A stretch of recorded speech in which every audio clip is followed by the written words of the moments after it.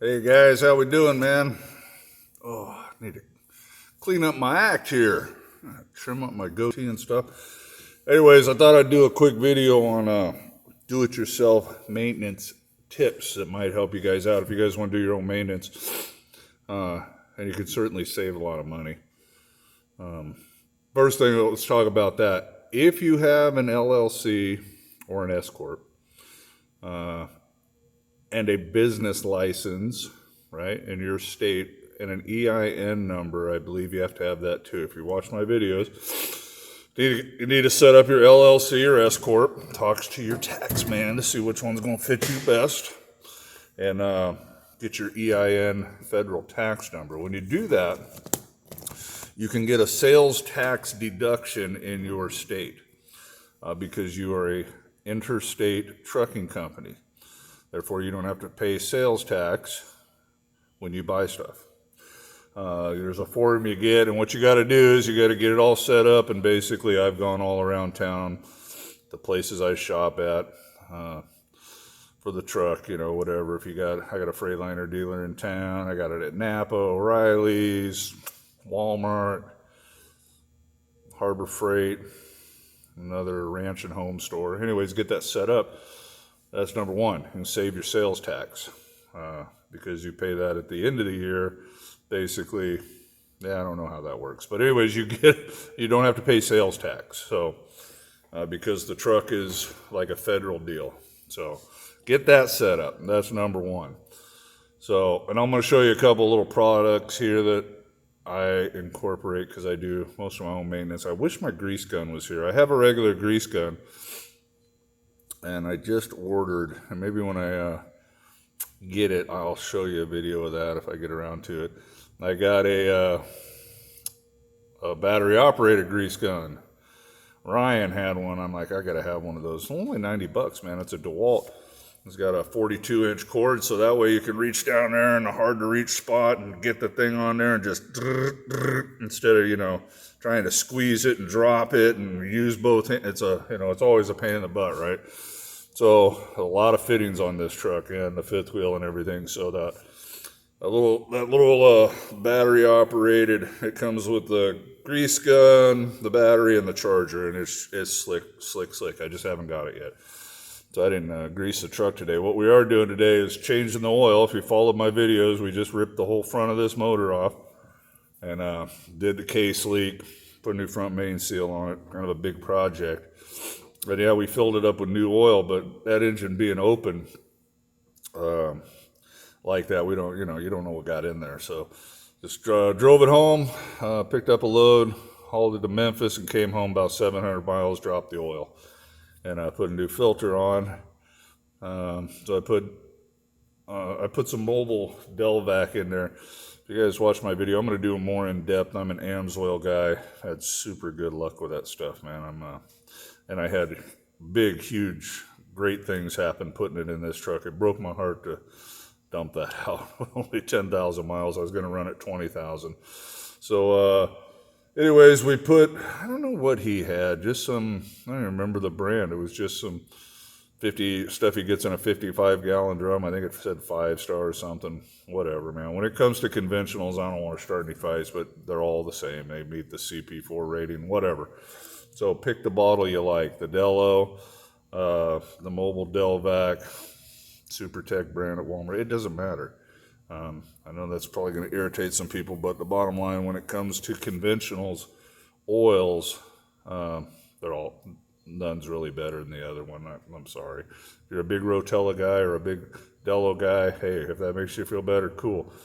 But just my opinion from lots of years racing stuff and blowing engines up and everything else until you get into the synthetics and AMSOIL in particular, everything is a distant second. But nonetheless, if you want to do conventional oil, whatever, I'm going to show you a couple cool products that I use that will help you when it comes to that. If you're going to do your own oil changes, like I said, get your tax exempt thing first.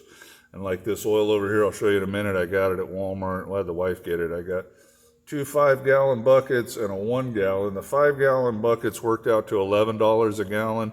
and the 1 gallon was 13. So holds 11 gallons.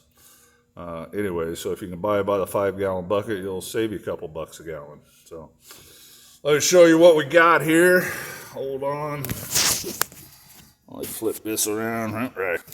Get a flashlight. There's my passenger seat. Took that out today. Going down to Kenworth and Jonesboro, Arkansas to get that chassis node. Had some videos on that. I'll make another one. It's finally in, the $1,200 chassis computer. I'll get me another Legacy seat just like this one to match for the passenger side. So, but they want like 2 hours to put it in. I don't know why. That's a ripoff. So I pull it out myself. If I can't get them to throw it in, I got tools with me. I'll just say set it in the truck and I'll put it in. It's literally like 6 bolts, man. So the first thing, and I'm going to try to find a link for this. So look down in the description. I'll try my best to remember to get it in there. But pick you up one of these drain plugs. Okay, let this thing focus.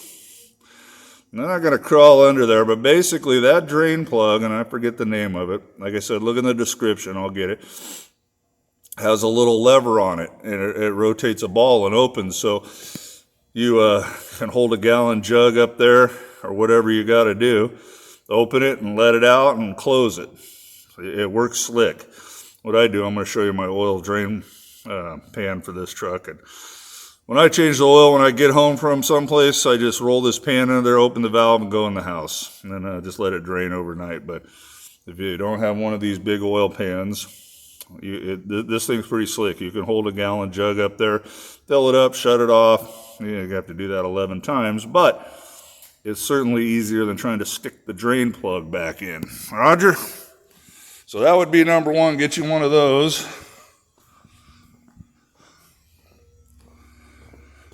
And here is that oil I bought in the 5-gallon buckets. All right. And I bought one of these oil pans. Okay. They have some real expensive ones too, like $800-900. But this is a cheapo plastic one, but it works good. It holds 17 gallons. It's on wheels. Got a little handle to drag it around. Slide it right under the truck. I paid $180 for that. If you want to pop, I think they had another one with the electric pump on it for like $250, but I have a 12-year-old who's working off his iPhone 13, so I get him out here and we visit and he sits there and just pumps away. It's kind of a slow process with that handle, but it will empty it. So like today, when I changed the oil, the kids were at school. I just had the wife hold the funnel. I got up on a ladder and poured it in 5 gallons at a time. And now they're full with the used oil. So we just stick that hose in the bucket, spin the pump, there you go. All right. So you might want to pick you up one of those. Might help you out. And here's something I bought that turned out to be a piece of junk. Man, I was so disappointed. It worked good for a few minutes. That's this undercarriage washer. I put it on my pressure washer and slide it under the truck and blast off, the salt and everything. And it was going good, man. I was pretty happy with it. And then all of a sudden, I kind of got hung up on the grate. And I didn't even pull on it that hard. Not that dadgum thing. Where is it? Hold on. Stop. Let me see if I can do this. All right, hold on. Can you see it? So it snapped off right there where these extensions hooked into it. So those extensions there hooked into it. Plug your pressure washer in and go to town. But I need to reinforce that or something. The wife's like, I'm sending it back. I'm like, whatever. More of a hassle than it's worth. I only paid like $20 for it, so I guess you get what you pay for. I'll save these extensions. I'll get some, use those for something, I guess. But so the under washer was a bust. So I'm gonna have to figure another one out on that. But anyway, all right, fellas, I'm gonna wrap it up for the day. Hanging out at home, fuel's ridiculously priced. And I just don't want to go anywhere right now, so we'll leave out Monday. We'll go down to Jonesboro, get that chassis node put in. I'll get that seat. And we'll get back to trucking, I guess. All right, y'all. Hope this video helped or gave you some ideas on a couple of products maybe you might want to incorporate to do your own maintenance. So I mean, that way, that's what, $110, $123 worth of oil. The filters, I shop around for them, but I can generally get an oil filter for this truck for about, let's see, here I got 3 of them for $110. Do the math on that, I'm too tired. Anyways, but if you go to a Love's or whatever, man, they're like 300 something. These trucks up $300-400 for an oil change and a lube job.